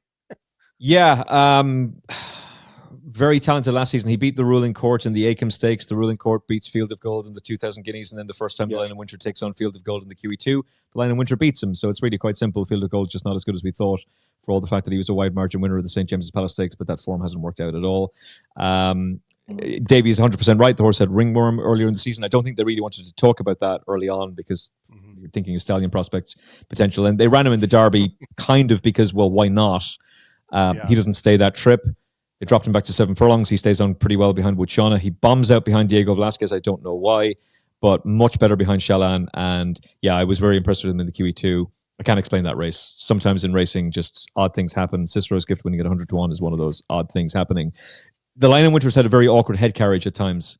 That was gone in the QE2, and I think Davies right. He's now back. Now, whether he can back up 14 days after a big run in the QE2 to go and win this race, Acceleration couldn't do the double, for example. It's a tight turnaround, but this is a wide open race. He's a horse with a lot of ability. They always knew he was a horse with a lot of ability, and he should run a big race. That's my question, guys. And this might be counterintuitive. you would think horses coming back in 2 weeks that are going long would struggle more because they're more tired and they got to go longer. But the horses that are going long, they basically gallop around there and they sprint the last furlong or two, right? These milers, they have to run hard pretty much the whole way. So I have small concerns that the milers can't turn around in 14 days the way that the distance horses can. Do you have any thoughts on that, Davey or Emmett? Yeah, it's a good point. But in Australia, they're running horses on 3 days rest in races like this. Yeah. So I ultimately don't buy that. I think the horse is fit. It needs firm ground. It's ready to go. If it gets a good draw, it's a live win chance. Emmett, real quick thoughts on my intuition. Yeah, I don't disagree. The point that Davey makes about the Australian horses backing up super fast is really interesting, and it's a well-made point as well. I think that trainers sometimes reach for excuses when a horse backs up very quickly and gets beaten and say, oh, the race has come too quickly.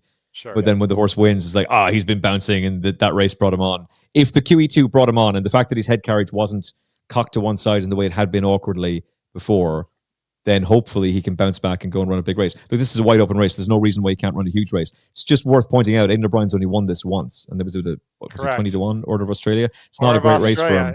Bigger, much bigger than that, actually. And sure, you said that, Emmett. Guess what I got? I got some audio. Let's hear from Aidan right now on the Lion in Winter. 2 weeks ago, and when you decided, was it always the plan to come with him, or was that a late decision? Yeah, it probably was. Obviously, he started a bit late, and we went and he ran the Derby trial, knowing that he was going to improve a lot, and we weren't sure about a lot of stuff other than he could run in the Derby. So he ran the Derby, and we felt maybe he wasn't a 1.5 mile horse; he was more of a miler. So we had to go back fairly quick back to a 7 furlong race to prepare him, even though it was a 3-year-old's race, 7 furlongs against 3-year-olds. It was a Group 1. He ran very well, and then he went back after that in a mile again, and ran okay again, and then we felt we were going to see the best of him his last run. So he had a very good run in France before that. But his last run was his best run. It was a mile fast ground, travelled well and got there, and he was just unlucky. He just got beat by an older gelding, I think a very big price, so you wouldn't have seen him in the race, but we were very happy with the run. He has shown that he breaks well, he travels well, and a mile he's very comfortable at. So we feel like he's rising. Like his last run was his best run, and we think if everything is well and all the things go right, he could come up again. Your thoughts on what you just heard, Emmett? Yeah, look, he's a horse they've always held in very high regard, and I think it's just been very frustrating for him this season. Like, they wanted to get him to the 2,000 guineas. Obviously, he had the ringworm that takes him out of that race. I don't think the 2,000 guineas at Newmarket, by the way, is a race that Aidan O'Brien really cares about anymore, or that the Coolmore operation do. And by the way, the recent record of winners in that race, including Notable Speech, is horrible. So that form doesn't always work out, and it's actually beneficial to not have your horse ready for that race, as Aidan O'Brien would have done in years gone by, but instead target the St. James's Palace Stakes, because when you have a horse ready for Royal Ascot, it's easier to have that horse ready to keep on going for the Breeders' Cup. But this horse himself just wouldn't have been ready for that race anyway, given the fact that he had the ringworm. They've tried to train him as a Derby horse. That didn't work out. They've dropped him back in trip. It's turned around. That awkward head carriage is gone, and he's coming into this race in the back of a career best effort. For all that it's a minor improvement from France to Ascot, and that's just kind of a silly race given the fact that it's a 100-1 winner. But it is a career best effort, and you're getting 6-1 about him at least on this side of the pond. So he's definitely a player for the exotics. Whether you want to trust him for win purposes, I'm more interested in your selection, the French horse. I'm way more interested in him. Mm-hmm. Let's talk about Solon. My only concern about Solon, and I've watched some replays, this is a 3-year-old that is really coming on. My only concern, and this is about handicapping, not about this particular horse, is on paper, again, there doesn't look like to be a lot of early speed. I'm a little worried this horse can be too far back, but Griffard knows what he's doing. I'm not sure who's going to ride. But if they can get this horse mid-pack and Solon is somewhat close enough turning for home, Emmett, this might be the horse that has the best late kick in this race. Yeah, I really like this horse. He's progressing very, very nicely. He gets within 4 1/4 lengths of Henri Matisse in the French 2,000 guineas, and apparently he wasn't right. His last 2 wins have been really, really good. That performance against Rosalien. Look, Rosalien's incredibly frustrating, but he's consistent. He's described as the best miler in Europe by his trainer and hasn't won a Group 1 this season. But he keeps hitting the board, finishing second. And I think for Salin to beat him at the time anyway, Rosalian was in form last time out, was pretty awful. Why does the Line in Winter turn the form around with him? I don't see a logical reason as to why he does, unless the track for some reason doesn't suit him. You are right, he can be far behind. But Gaffard, if I'm right about this, Gaffard is the only trainer that's anywhere close to Aidan O'Brien. By the way, he's 10 behind. Aidan O'Brien's got 22 Group 1 wins. He's probably going to extend that this season. He's almost certainly going to win the 2 Group 1s in France, and he'll probably win the Futurity. It would be disappointing if he doesn't.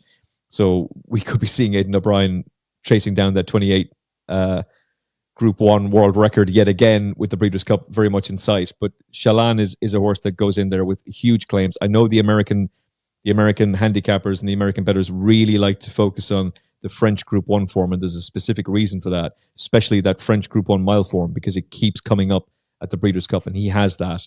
Gaffard is the new force. We have Goldakova. We still have Goldakova love, Amit. Can you blame us? The damn horse won 3 Breeders' Cup miles. I mean, come on. What a shout out Goldakova, as Charlie Freeman would say, by the way. What a horse.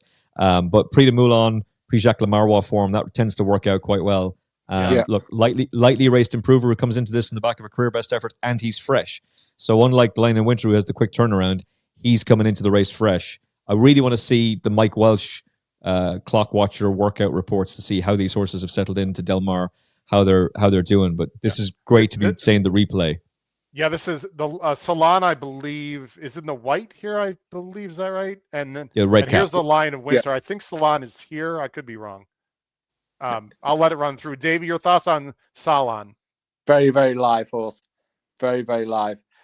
Will handle the track, gets the firm, was kept away, was kept fresh for this after the Moulin, and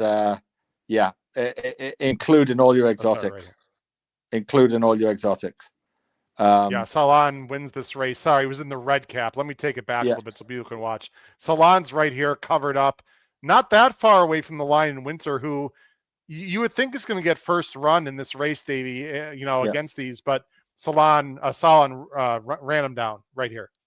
Yeah, and this is off the back of the good performance in Deauville. I'm just watching it. And kept Rosalian at bay. And this was firm. This was very hot, firm ground in Longchamp that day. That's gold plate form, and that horse is live. Yeah. Okay. Is there anyone else you guys want to mention? Then we need to get to the last race. Well, you have to talk about Jonquil. Let's talk about Jonquil. Jonquil finished a very good closing third to Rhetorical. I was there that day, Emmett and Davey, in person. I wasn't a big fan of Jonquil on the day, but in terms of the way the race flow occurred, he probably ran just as good as Rhetorical, who won the race. Again, my concern is there enough speed to set up for Jonquil? But if he gets an inside draw, this Andrew Balding trainee is going to come late and probably needed that first one in the States, Davey. Yeah, I agree. And he'll get an upgrade from Dylan Davis to Oisin Murphy. Do you agree with that also, Emmett? Obviously, Oisin knows Jonquil well. Yeah, Oisin Murphy's mustard. It's not going to be Oisin Murphy, though. It'll be Colin Keane, I would imagine. Obviously, he comes into this having one of the... No, you're okay. That's been one of the things that's been sort of a big talking point over here, is the fact that Juddmonte now have a retained rider, which they didn't have before. But Colin is no stranger to Breeders' Cup success after winning last year. He's coming into the race in good form as well, having won on Calpana and Fillies and Mares, the Fillies and Mares race on Champions Day. He's a really interesting contender. Sir Michael Stout, he raced twice last season. He was sent off as strong favourite for a listed race and bombed out. Sir Michael just wasn't very well last year, essentially. But he would always bring his horses along quite slowly. Essentially, Sir Michael Stout's philosophy was horses reach their physical and mental peak at the age of 5, so train them for then, not necessarily to be classic horses. Jonquil was the exception to that. He was trying to get him into black type races. It just didn't work for him. But the benefit is there for Andrew Balding to reap, and he's done great with Never So Brave this season, who's a Group 1 winner for him. Jonquil, I think some people might be dismissive of him because they might look at, well, he's beaten at Goodwood, he then wins at Goodwood, but he only wins by a neck. He's beaten in the Coolmore Mile. Why is he going to be good enough for this? I thought it was fascinating that they brought Christophe Soumillon over and supplemented him for the Commonwealth Cup. That's telling you that we can't run him against Field of Gold. We don't want to go for the Jersey, but this is a Group 1 horse. And so let's go for the 6 furlong race. And it just didn't work out for him. But that form worked out quite well. Goodwood, again, just that's a throwout track. Like, just it's a lovely place to go, aesthetically pleasing place, but horses just hate it sometimes. He bounces back over a mile, and the run last time out is good. He's definitely one for the exotics. He could win, but he's definitely one for the exotics. Okay, very interesting. We got one more race to cover. I'm not sure. I was muting David. Okay, I mute David. You can hear me. I muted you. We had a lot of background noise going on. Last race, and look, we really I pride myself on a lot of things in this podcast, but shows like this are more difficult because I'm trying to show replays, and I got two guys from overseas live, and so I apologize to any technical issues. I think the last hour has actually been great. So I thank our co-hosts for just being patient. The last race we need to talk about is the Filly and Mare Turf. And I'm trying to get the odds on here on my screen. I'm actually going to show odds checker right now. I thought this was a very difficult race, a really tough race. See the Fire is a slight favorite right now in the market. Again, this is odds checker at about 4-1. Let me give my quick opinions, and then Davey and Emmett, I'll let you guys wrap up the show by talking about this race. My quick opinion is, first of all, I am completely against She Feels Pretty. I don't think this American, who's talented, wants any part of a 1 3/8. She was gasping for the wire in Woodbine when she got an absolutely dream trip on the front end in a slow pace. And Diamond Rain, who I actually think is very fascinating in this race, first time in the States, almost ran her down. My general opinion is it's a pretty wide open race. The Euros are not killers, but the Americans can't win, and I'm against She Feels Pretty. Emma, what say you in this race, which is the last race of the day at Del Mar a week from Saturday? I agree with you that it's a bit of a nightmare, and I almost feel like I'm going to fall into the trap of siding with the horse that's becoming a cliff horse again, and you really shouldn't do that for obvious reasons, but geez, Bedtime Story is a very, very talented 2-year-old. She bolted up in the Chesham Stakes at Royal Ascot. She then beats Barnavara and Exactly twice in Group 3s and Group 2s. Exactly is placed in several Group 1s this season. Barnavara is a Group 1 winner herself on Arc Day in the Prix de l'Opera.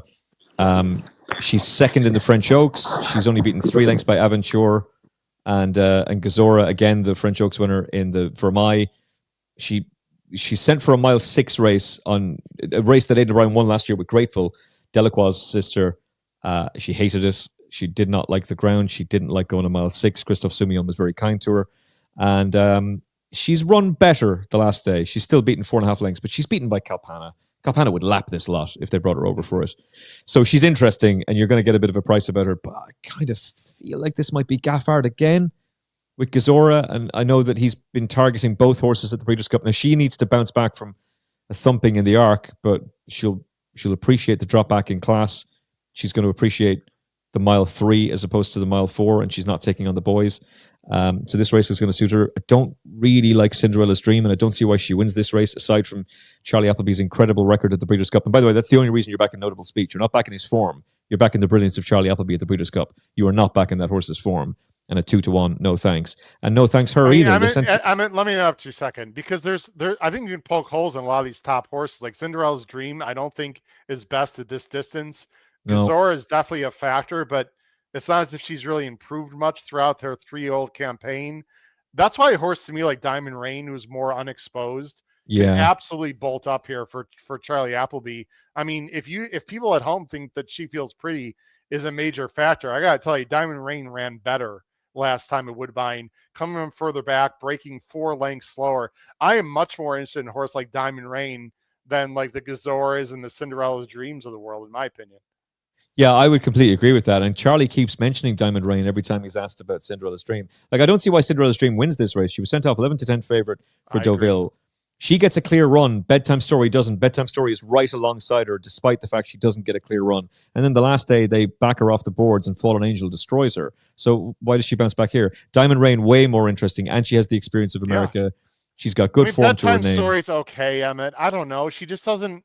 There's no wow factor. And my top choice in the race, other than Diamond Rain, and Davey will bring you on in just a second, would be this horse, See the Fire. But Emmett, I got to tell you. Yes. I looked at this horse real carefully. She's dirtied up form, right? Because she's faced Ombudsman twice. She's not going to beat that horse. Whirl's a complete monster.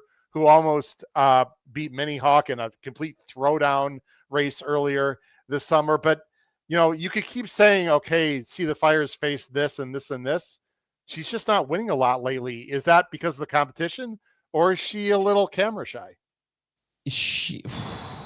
Good question. She was brilliant at York at the start of the season. She wins by 12 lengths, and so you're expecting her to add to her winning campaign. Right. The fact that she is winless since then is really quite extraordinary, actually. But consider the fact that they supplemented her for the Prince of Wales Stakes, and she ends up bumping into Ombudsman, who John Gosden would tell you should be unbeaten, that he should have won the Eclipse. And he maintains that point. So, okay, fair enough. I would forgive her the defeat of Goodwood. As I said before, I'd forgive any horse that defeated Goodwood. I will certainly forgive a racehorse who has to run on A, heavy ground, and B, national hunt start conditions. There was no stalls. It was a flag start. And Ryan Moore burst out laughing afterwards saying, Lydia Hislop on Racing TV said, so did you win that race at the start? Yeah. He just jumps a lead on World. She's a Group 1 winner. You can't give a horse like that kind of lead. No. That was a throwout race. She's got the Juddmonte International is one of the stupidest races I've ever seen. What a farce of a race that was. She did real well to get as close to Ombudsman as she did, and she gets as close to him there as she got at Royal Ascot. And last time out, I think very soft ground, and the race just didn't really pan out for her. Fast ground's going to suit her. Trip's going to suit her. You've got Oisin Murphy. You've got Andrew Balding having an incredible season. If she takes to Del Mar, she's really, really interesting and probably should be a shorter price than she is. So she's almost certainly going to go in whatever you guys do, pick 6. We'll do like lucky 31s, lucky 63s. She will be in those. I just need to figure out, is the bigger price alternative going to be just Diamond Rain and I don't consider anybody else? Or do I give one last chance at 16-1 to Bedtime Story? But I don't know, Howard. It'll be Bedtime Story at 12:25 when that race is run. And if that horse gets beaten again, then I'm not going to be having good dreams that night. So maybe I just have to give up. And by the way, this can't possibly have been the plan. Like, this does feel like an afterthought. She got beaten in the Fillies Mares race for Bedtime Story. Whereas I almost certainly has been the plan for See the Fire since the ARC meeting, at least. Let's bring Davey on, and I'll give my final comment, and we'll wrap it up. Davey, if you can hear me, what's your thoughts on the Filly Mare Turf? Yeah, can you hear me? Yes, we can. Okay. Yeah, I wouldn't be betting any euros in this. None. I wouldn't go near them. I noted Bedtime Story has been entered in the Japan Cup, but but this is just they're just checking boxes. Drizora will end up with Chad Brown, probably Peter Brown's horse. It's that's the plan, right? See the Fire is cooked, and whoever Buick lands on of the Godolphins is the one to bet, is the one to play with in your exotic, but not on the win end. So find a good local horse. Ignore these. Well, the problem, Davey, is there are no real good local horses except for She Who Feels Pretty. I know there's been a little love for a horse named Belaza, who is a Miguel Clement trained horse. I don't think she's nearly good enough. By the way, if Mini Hawk was in this race, she'd be 1 to 10. I mean, Mini Hawk would destroy these horses. Tough way to end the day, then, Davey. I'll mention one at a big price. That will probably get lapped, but At Celia has caught my eye on a number of occasions. And I think it's very interesting that Dunick O'Brien is looking at stepping her up to a mile 3. She really caught the eye behind Cinderella's Dream. She really caught the eye in the Irish 1,000 Guineas behind Lake Victoria. And that run in the Moyglaire Stakes behind Fallen Angel, that's a huge effort. You got to throw out her last run, but maybe, I don't even know how to explain that run. There's enough form in her book to suggest that she can run a massive race for a great trainer in Dunick O'Brien. And she's 33-1 on this side of the pond. So for exotics, I'd be interested in Celia. Well, she's got to go, 11 furlongs, and she's only going 8, though, Emmett.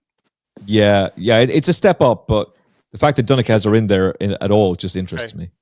Wow, okay.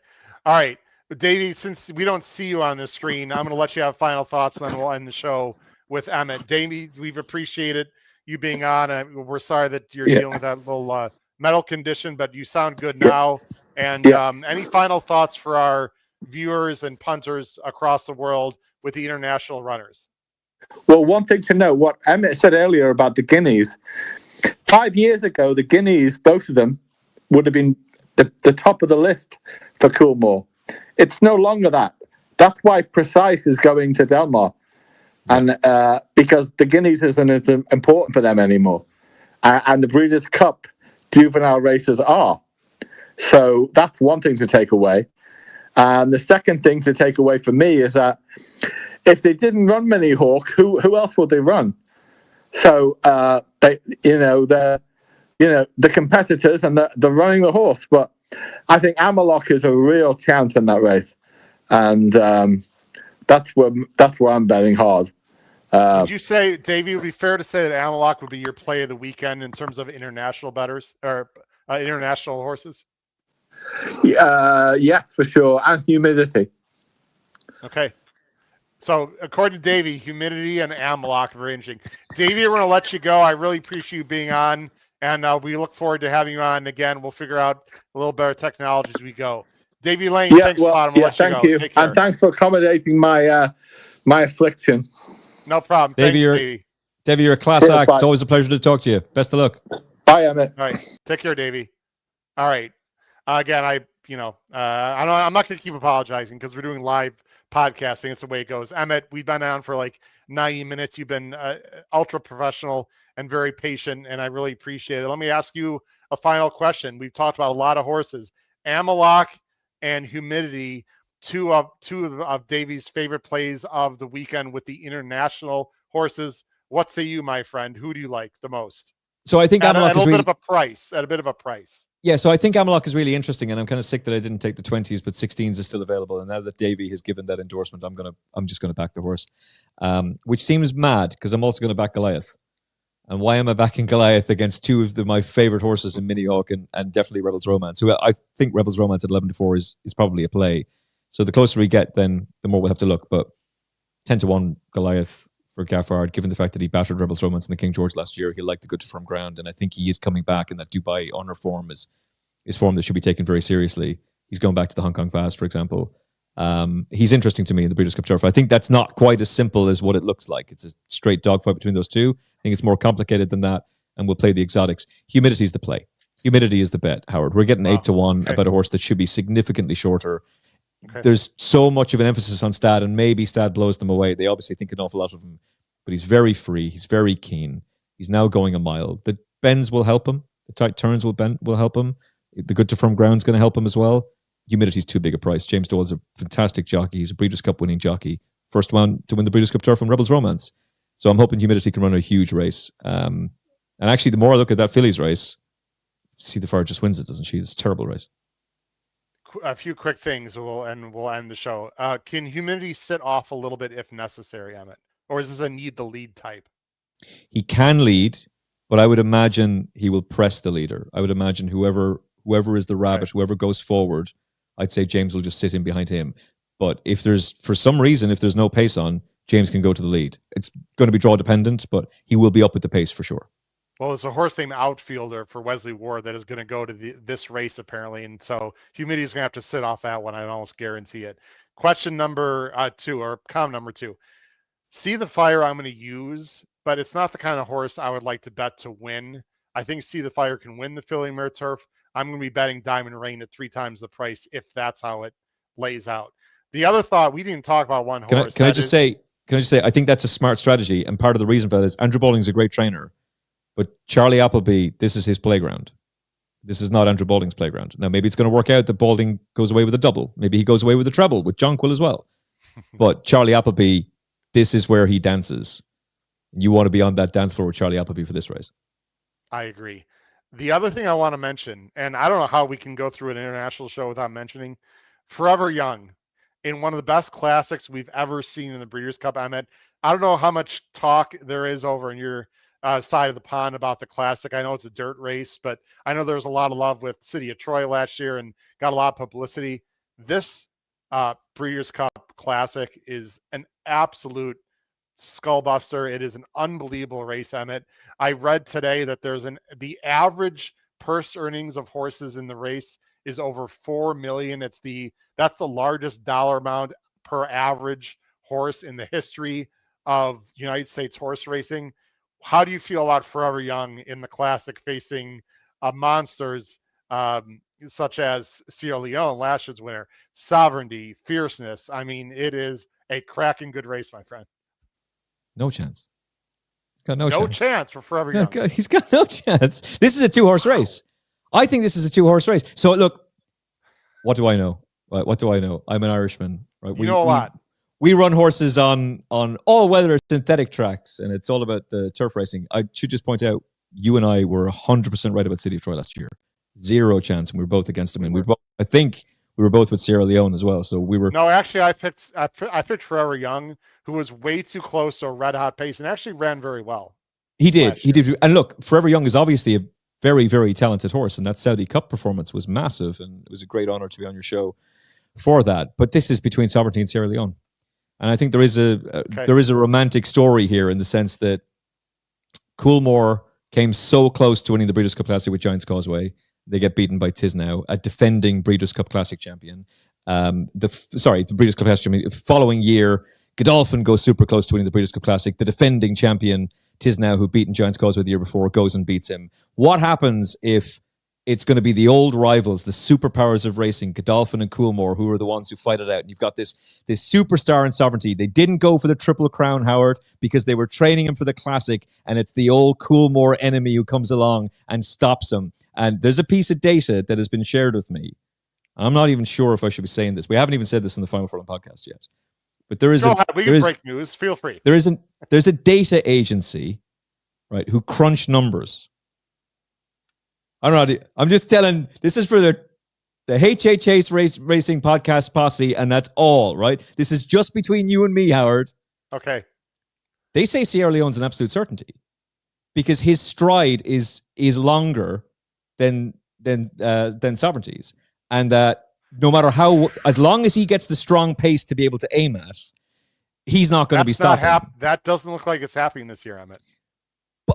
Well, isn't the owner of what's his face? Fierceness, who's going to get crushed? I know they might enter a rabbit. Just ignore the rabbit. Isn't he kicking up it's okay for him to use a rabbit, but it's not okay for Coolmore to use one? Please don't get me started on the rabbit conversation. This show, I bet, would go another hour if we talk about the rabbit conversation, because Mike Rapoli's being a word I can't say on air. It's completely ridiculous. Just ignore the rabbit. He's got 0 chance. Acts as if he's not even there. Anyway, all right. So Forever Young. No shot at all, according to Emmett Kennedy. We'll have you, Hagi. We'll have the trainer on with you when he wins the race right after the Breeders' Cup. Emmett, you're just a joy to have on the show, and I again thank you for being patient with all the sound and everything. But I think the show ended up worked great. We value your opinion. I look forward to being on your show next Monday on the Final Furlong. It's going to be a taped show, so people can watch that. When do you think that show might be on when we tape Monday? Oh, we'll release it. We'll release it Monday night, but it'll be late for me because I think we're recording pretty late Monday night. But we'll get it out that night, so it'll be at least out Tuesday morning, but it should be out. And again, tell everyone about your podcast because it's a great follow. I listen to it all the time. Where can people find the Final Furlong podcast? Final Furlong podcast is available on YouTube. We do at least twice a week shows there. We'll have the Aidan O'Brien interview. You've already got the Aidan O'Brien interview sorted, but we'll release our Aidan O'Brien interview tomorrow after the weekend preview has been finished. Hopefully there'll be a few winners on that. The boys sounded pretty confident. We do shows on Mondays and Thursdays and then specials in between here and there. And we've done a lot of specials this year. So yeah, listen, hopefully people like it. You can get it on all podcast apps, Apple Podcasts, Spotify, tune in. It's a fun show. It's very like your show. It's very like the HHH Racing Podcast, the Triple H Racing Podcast. It's a hang. It's a few guys having a few beers. In fact, Peter Michael was literally drinking a pint as he was previewing Saturday's racing on yesterday's show. I was so annoyed because I wanted to be doing the same thing, but couldn't discern the words. And bet and boozing with Cal Roscoe then. Yeah, exactly. Yeah, and look, if we do the Breeders' Cup review again, I'll definitely have something stronger in this glass than water for that. But look, it's a fun show. I really hope you enjoyed it. If you hit the subscribe button, it's a huge help to us with the algorithm. But Final Furlong podcast available on all good podcast apps and some rubbish ones as well. And we should say, last thing, because we had sound issues in the first 20-25 minutes, I meant very, very quickly, you like True Love quite a bit in the Juvenile Turf Sprint. We already talked about humidity. We think Precise is a complete monster. Is there anything at the beginning of the show on the 2-year-olds that you think people should that we should revisit for 30 seconds? If Precise gets a good draw and if she's okay, she's a certainty. Like, she should just go and win. I don't see why she wouldn't, and I don't see why anything would outperform her unless she gets a bad trip. She looks like a lock. the more I looked at that sprint race, and I watched back a lot today and listened back to my interview with Aidan O'Brien, yeah, True Love's got a huge chance. I don't agree with Davey. I think Mission Central is fast. And there's an interview with Wayne Lorden after he won the Group 3 saying there was a Group 3 over 6 furlongs. He beat a horse called the Publican's Son, who was then run on only his second start. So that was on debut for Joseph.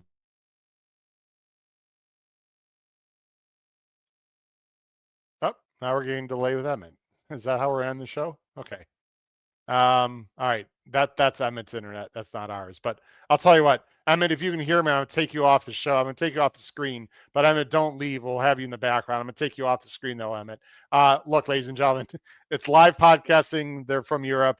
But I hope everyone had a great time listening and watching and getting just really, really expert opinions. So for Davey Lane, Emmett Kennedy, this has been your host, Howard Kravitz, episode 435 of the HHH Racing Podcast, Picks and Ponies, Breeders' Cup International Edition. Crush your bets if you're playing those international horses at the Breeders' Cup. Take care, everyone. Have a great night. Bye-bye.